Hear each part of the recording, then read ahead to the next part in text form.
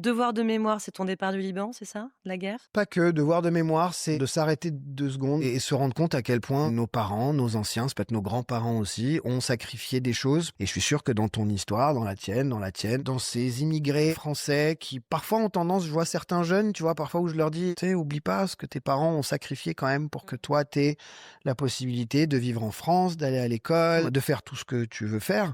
Alors que parfois, les parents ne parlaient ni français, ne savaient pas écrire, et ils ont quitté leur pays où ils étaient... Souvent, les statuts changent. Hein. Tu as des pères ingénieurs qui sont venus et qui n'avaient pas de Bien possibilité sûr, de travailler bien pour sûr. leurs gamins. Ce devoir de mémoire, c'est plus envers cette génération qui nous précède, où j'avais envie de dire qu'il faut garder un respect au point de les dresser sous forme de tableaux vivants dans l'immortel, parce que moi, dans mon cas, en tout cas, j'ai pas de moyens connus de pouvoir remercier mes parents. S'ils avaient pas fait ça, je sais pas comment... Quand tu dis pas fait ça, c'est partir du Liban, c'est Tout quitter le quitter, Liban? leur travail, leurs Ouais. amis, leur culture. Mais moi, j'ai des enfants aujourd'hui, hein. Ouais.